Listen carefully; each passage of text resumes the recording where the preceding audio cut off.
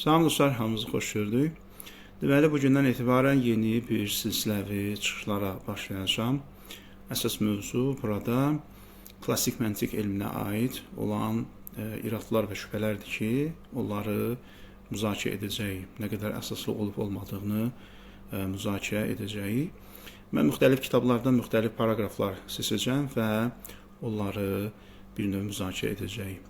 Bugün seçdiyim paragraf İbn Teymiyyənin Ər-Raddu aləl-Mantiqiyyin, məntiqçilərə rəddiyə adlı bir əsəri var. Oradan bir paragraf seçmişəm. Deməli, İbn Teymiyyə burada nəyə irad bildirir? Buyurur ki, məntiq alimləri hansısa bir məsələdə fikir yürüdərkən, orada müəyyən bir nəticəyə gəlmək istəyərkən üç növ dəlildən istifadə edirlər. Bunlar qiyasdır, yəni deduksiyadır. Sonra istiqradır, yəni induksiyadır və təmsildir, yəni analogiyadır. İbn Teymiyyənin əsas iradı budur ki, siz nəyə görə dəlilləri bu üç növdən ibarət bilmişsiniz və bu üç növlə məhdudlaşdırmışsınız. Halbuki dəlillərin sayı bundan çox ola bilər və burada nümunələr də gətirir ki, yəni sizin dəlilləri bu üç növlə məhdudlaşdırmağınız bunun heç bir əsası yoxdur, rasional əsası yoxdur, əksinə batildir, bu yanlışdır. Və ondan sonra İbn Teymiyyə bir neçə nümunə burada qeyd edir. Digər bir irad da budur ki, siz nəyə görə hansısa bir əsaslandırma zamanı iki müqəddiməni şərt bilmişsiniz. Çünki biz dostlar hansısa bir məsələdə fikir yürüdərkən nə edirik? Müqəddimələr qururuq. Birinci müqəddimə, ikinci müqəddimə və ondan sonra nəticəyə çatırıq. Düzdür? Çünki o müqəddimələri qurmadan insan heç vaxt nəticəyə çata bilməz. İbn Teymiyyə deyir ki, siz nəyə görə bu müqəddimələrin sayını 2 ilə məhdudlaşdırmışsınız? Çünki bu müqəddimələrin sayı 2-dən az da ola bilər, 2-dən çox da ola bilər. İbn Teymiyyənin yəni cümlələri zahirindən bu başa düşülür. Gəlin əvvəlcə mətni oxuyaq, sonra davam edək. Buyurur ki, Bəyanu zəlik ənə mə zəkəruhu min hasr'd-dəlil fil-qiyas vəl-istiqra' vət-təmsil hasrun la dəlil alayhi bəl huwa batilun. Buyurur ki, məntiq alimlərinin dəlilləri qiyas, istiqra' və təmsillə məhdudlaşdırması, deduksiya, induksiya və analogiya ilə məhdudlaşdırması, bunun heç bir dəlili yoxdur, əksinə batildir. Nə demək istəyir? Yəni nəinki onlar hər hansı bir dəlilə istinad ediblər? Xeyr, heç bir dəlilə istinad etməyiblər. Əksinə mənim, yəni İbn Teymiyyə deyir ki, mənim özümün dəlillərim var ki, bu iddianı puş edir.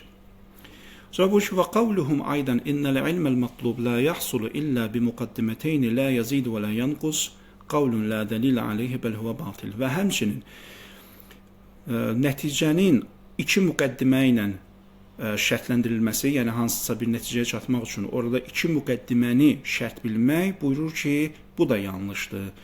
Və bunun da heç bir dəlili yoxdur, əksinə onun əleyhinə dəlillər var. Yəni bu İbn Teymiyyə bu sözündən belə çıxır ki, müqəddimənin sayını 2 ilə məhdudlaşdırmaq olmaz. Biz deyə bilmərik ki, hansısa bir əqli mühakimə zamanı, əsaslandırma zamanı mütləq 2 dənə müqəddimə olmalıdır və o 2 müqəddimədən sonra nəticə qeyd olunmalıdır. Yəni İbn Teymiyyə sözündən belə çıxır ki, bu müqəddimə 2-dən çox ola bilər, 2-dən az da ola bilər. İndi gəlin görək İbn Teymiyyə fikrini necə əsaslandırır. Buyurur ki, və istidlaluhum alə əl-hasri bi qavlihim. Birinci izah edir ki, məntiq alimləri nəyə əsasən məhdudlaşdırıblar? Buyurur ki, bi qavlihim, məntiq alimlər belə deyirlər. İmmə ən yustədəllə bil kulliyyə aləl cüz'i, əv bil cüz'i aləl kulli, əv bi əhədil cüz'iyyeynə aləl axır. Məntiq alimlər deyiblər ki, biz hər hansı bir məsələdə hansısa bir nəticəyə çatmaq üçün ya ümumidən fərdi hökmə gəlirik, yəni önümüzdə bir ümumi bir hökm var, məsələn, bütün insanlar ölümlüdür, düzdür? Bu ümumi hökmdən istifadə edərək hansısa bir fərdi hadisənin hökmünü tapmaq istəyirik. Yəni, bütün insanlar ölümlüdürsə və qarşımda bir nəfər var, Zeyd adında. Mən bu ümumi hökmü o hadisəyə tətbiq edəndə nəticə olur, deməli, nəticə bu olur ki, Zeyd özü də ölümlüdür. Baxın, burada ümumi bir hökmdən fərdi bir hadisənin nəticəsini, hökmünü ələ gətirdik. Buna deyirlər qiyas, yəni deduksiya. Və ya əv bil cüz'i aləl kulli və ya fərdi hadisələrdən istifadə edərək ümumi bir hökmü əldə edirik. Məsələn, induksiyada və ya istiqra dediyimiz bu argumentasiya formasında biz əvvəlcə hadisələri araşdırırıq, nəsnələri araşdırırıq və oradan ümumi bir nəticəyə çatırıq. Bu da ikinci dəlil formasıdır. Üçüncü, av bi əhədil cüz'eyni bəli, cüz'iyyeyni aləl-axar və ya iki dənə fərdi hadisə, fərdi nəsnənin hökmünü arada olan oxşarlıq səbəbi ilə birini digərinə aid edirik. Məntiq alimləri nə ediblər? Deyiblər ki, bax, dəlil formaları budur.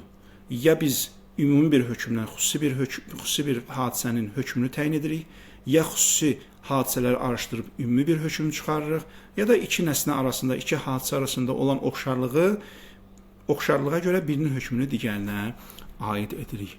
Vəl-əvvəl huvəl-qiyas, vəl-thani huvəl-istiqra, vəl-səlis huvəl-təmsil. Birincisi qiyasdır, yəni deduksiya, ikincisi istiqradır, yəni induksiya, üçüncüsü isə təmsil, yəni analogiyadır. İndi baxın, İbn Teymiyənin iradı nədir? Yuqalu ləm tuqimu dəlilən alə inhisaril istidlal fi hədihi thələthə. İbn Teymiyyə deyir ki, siz buna dair heç bir dəlil qeyd etməmisiniz. Aydındır? Bu yanaşma, İbn Teymiyyənin bu yanaşması doğru deyil. Nəyə görə dostlar? Birincisi, burada yəni dəlil qeyd etmək deyəndə bu məhdudlaşdırma ağlın gəldiyi nəticədir. Çünki bəzi hadisələr var ki, biz orada hədd qoyuruq. Deyirik, məsələn, bunun limitləri buracandır, bunun həddi hüdudu buracandır. Və burada biz rasional argumentdən istifadə edirik. Məsələn, tutalım, filosoflar deyirlər ki, varlıq iki qismdir. Ya vacib varlıqdır, ya mümkün varlıqdır. Baxın, burada üçüncü bir ehtimal yoxdur. Yəni, varlığın üçüncü bir versiyası yoxdur ki, biz deyək ki, bu üçüncü ehtimal da ola bilər. Burada nəsə bir xüsusi dəlil gətirməyə ehtiyac var. Xeyr, burada əlavə bir xüsusi dəlil gətirməyə ehtiyac yoxdur. Ağıl buna hökm edir ki, varlıq barədə iki ehtimal var. Ya bu varlıq vacib varlıqdır, ya da mümkün varlıqdır. Burada haşi olaraq onu qeyd edin. Bəzən mən görürəm bəzi videolarda filan, varlığı üç qismə ayrılırlar. Vacib varlıq, mümkün varlıq və qeyri-mümkün varlıq. Əl-vücudul mümtəni, qeyri-mümkün varlıq. Dostlar, o varlığın bölgüsü deyil. Aydındır? Çünki varlıq ya vacibdir, ya mümkündür. Varlıq qeyri-mümkün ola bilməz, çünki bu paradoksa səbəb olacaq. Çünki qeyri-mümkün necə varlıq ola bilər? Biz burada varlığın bölgüsündən danışırıq. O bölgü başqa bir şeyə aiddir. O nədir? O budur ki, biz zehnimizdə olan məfhumları, anlayışları, məsələn, zehnimdə müəyyən bir anlayış var. Onun xarici aləmə nisbət verəndə üç ehtimal yaranır. Ya zehnimdəki o mahiyyətin, məfhumun xarici aləmə nisbəti vacibdir, yəni o xarici aləmdə vacibdir ki, olsun. Ya mümkündür, yəni xarici aləmdə olub-olmaması bərabərdir, ya da qeyri-mümkündür. Yəni, o zehnimdə tutduğum məfhum xarici aləmdə mövcud ola bilməz. Baxın, bu üçlü bölgü buna aiddir, varlığın bölgüsünə aid deyil. Xülasə, necə ki, mən burada hər hansı bir əlavə dəlil qeyd eləmədim, çünki ağıl bunu dərk edir, aksiyomdur bu ağıl üçün ki, yəni ortada başqa bir versiya yoxdur. Burada da məntiq alimləri bunun üçün əlavə xüsusi bir dəlil qeyd etməyə ehtiyac görmüblər. Çünki siz məsələnin mahiyyətinə baxanda görürsünüz ki, biz hansısa bir məsələdə fikir bildirmək üçün, əsaslandırmaq üçün bu üç versiyadan birini istifadə edə bilərik. Dördüncü versiya mövcud deyil.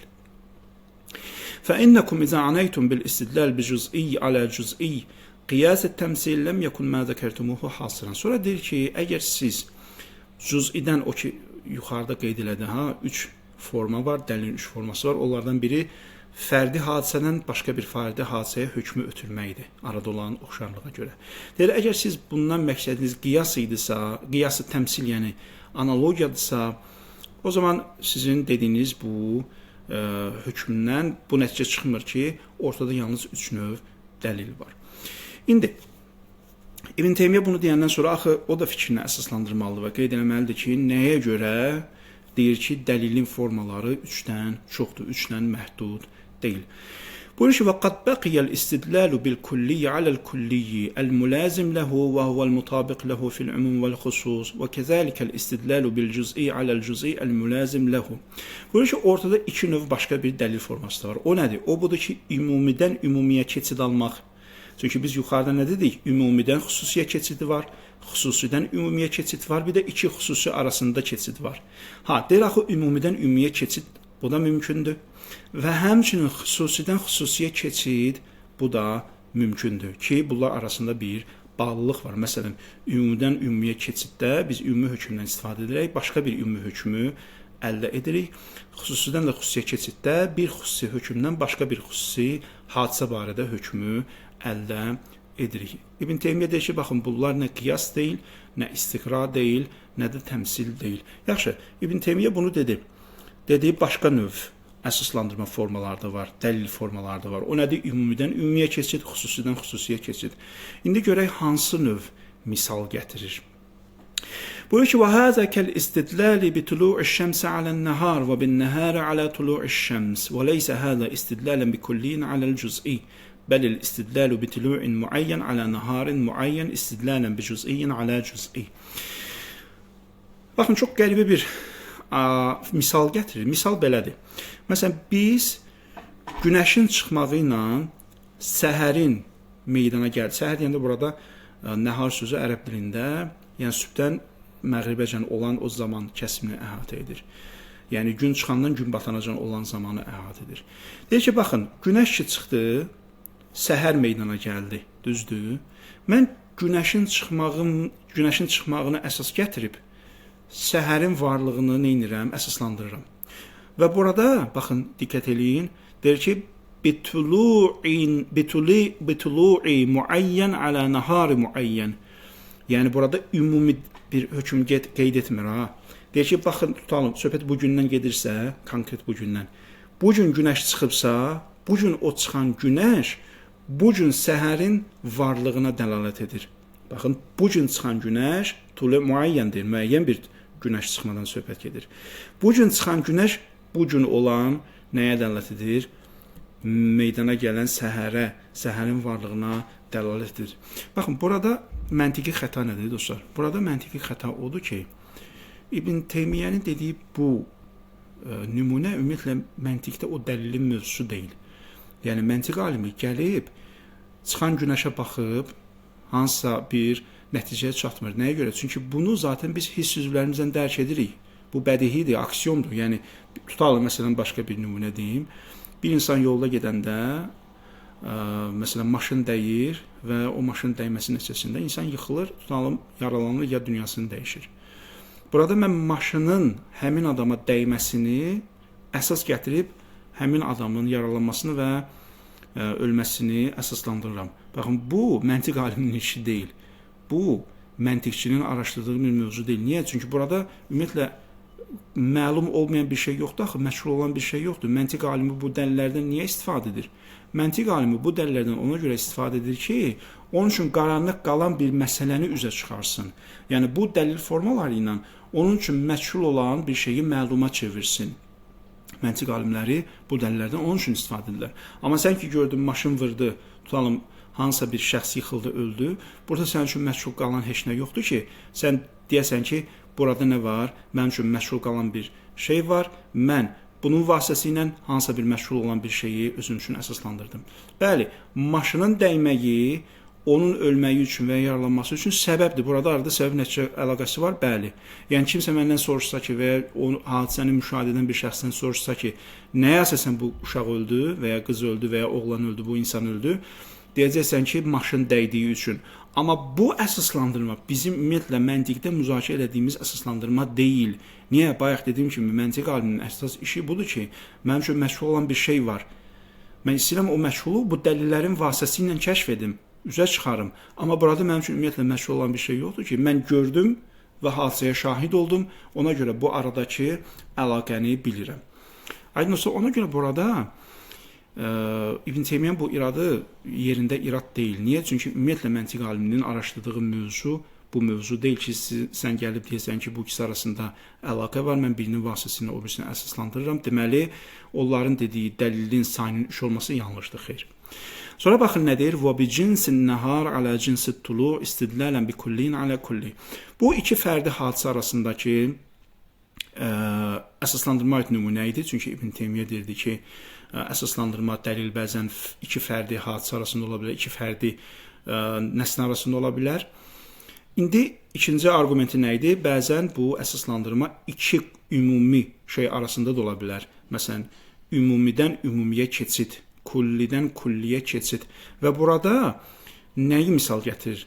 səhərin cinsini günəşin çıxmağının cinsindən nümunə gətirir. Bu nə deməkdir? Bu o deməkdir ki, ümumiyyətlə səhər cins olaraq səhər. Bundan əvvəlki kimi fərd olaraq səhərdən danışmır ha. Yəni bugünün səhərindən, dünənin səhərindən danışmır. Ümumiyyətlə səhər cinsindən danışır. Buyurur ki, səhər ümumiyyətlə səhərin varlığı günəşin çıxmağının varlığına dəlalət edir. Yaxşı, bu nədir? Bu nümunə nədir? Çünki burada nə ümumidən xüsusiyə keçid var, nə xüsusidən ümumiyə keçid var, nə iki xüsusi arasında keçid yoxdur. Burada ümumidən ümumiyə keçid var. Dostlar, deməli burada baxmayaraq ki, İbn Teymiyyə deyir, ümumidən ümumiyə keçid var, amma bu əslində qiyasa qayıdır. Niyə? Öz üstünə istiqraya qayıdır, induksiyaya qayıdır. Niyə? Baxın. Mən hardan bilirəm ki, səhər cinsi ilə günəşin çıxma cinsi arasında bir əlaqə var. Yəni, hər vaxt mən səhəri müşahidə eləsəm, deməli orada nə var? Bir günəşin çıxması var. Çünki bunlar cinsləri arasında əlaqə varsa, bunun mənası odur ki, hər vaxt mən səhəri müşahidə eləsəm, ağıl avtomatik olaraq hökm edir ki, deməli orada günəş var. Bunu mən hardan biləm, necə biləm? Çünki cins artıq nədir? Zehni məfhumdur. Düzdür? Bu artıq mücərrəd bir məfhumdur. Bu artıq hiss üzvlərindən əlaqəli bir şey deyil. Bunu artıq mən ötürdüm zehnə. İndi zehin burada mülahizə yürütməlidir. Sən nəyə əsasən deyirsən ki, səhərin cinsi ilə günəşin doğmasının cinsi arasında əlaqə var, zəruri bir əlaqə var. Bunun üçün nə etməliyəm mən? İstiqra etməliyəm, araşdırmalıyam. Yəni, bir dəfə baxıram, 2 dəfə baxıram, 5 dəfə baxıram, 10 dəfə baxıram, 100 dəfə baxıram və bu 100 dəfə, yüzlərlə müşahidədən sonra mən artıq zehnimdə hökm verirəm ki, sən demə hər dəfə səhər olanda günəş çıxırmış, hər dəfə günəş çıxanda səhər olurmuş. Deməli, səhərin cinsi ilə günəşin cinsi arasında nə var? Bir əlaqə var. Və buradan nə edirəm? Səhərin cinsi ilə günəşin cinsi arasında olan, günəşin doğmağının cinsi arasında olan əlaqənin olduğuna hökm edirəm. Baxın, burada həqiqətdə ümumidən ümumiyə keçid, birbaşa keçid yoxdur. Burada həqiqətdə nə var? Burada istiqra var. İnduksiya var. Sadəcə olaraq mən burada nəticəni qeyd etmiş olan, bu əslində əsaslandırma da deyil. Bu əslində nəticəni qeyd etməkdir. İki cins arasında olan nəticə hansı ki induksiya nəticəsində yaranıbdır, induksiya vasitəsilə yaranıbdır. Mən sadəcə burada nəticəni qeyd edirəm. Və ondan sonra İbn Teymiyyə başqa nümunələr edir, hansı ki bunlar da yenə bu nümunələrə uyğundur. Ona görə onları bir qeyd etməyə ehtiyac görürəm. Xülasə etsək, İbn Teymiyyənin burada qeyd elədiyi dəlil yetərsiz dəlildir. Nəyə görə? Çünki mülahizə elədiyiniz kimi, gördüyünüz kimi dəlil forması ancaq 3 qismdir. Ya deduksiyadır, ya induksiyadır, ya analogiyadır. Qeyd elədiyi digərləri isə onlar həqiqətdə ya məntiq elmi ümumiyyətlə mövzusuna daxil deyil, ya da ki onlar bir yolla ya deduksiyaya qayıdır, ya induksiyaya qayıdır. Və yuxarıda da qeyd edilir ki, məntiq alimləri deyirlər ki, ümumiyyətlə müqəddimə ancaq 2 dənə olmalıdır. 2-dən az və ya çox ola bilməz. Bu da özü məncə dəqiq yanaşma deyil. Nəyə görə? Çünki mürəkkəb qiyaslar var, mürəkkəb deduksiyalar var ki, orada birdən çox deduksiyadan istifadə olur. Yəni müqəddimələrin sayı 2-dən çox ola bilir. Ona görə bu iradədə düzgün deyil. Xülasə, biraz ola bilər mətləb bəzi dostlar üçün çətin olsun. Yəni klassik məntiqə aid İbn Teymiyyənin qeyd etdiyi bu irad düzgün deyil. Bu gün bu qədər. İnşallah növbəti çıxışlarda görüşənədək hələlik.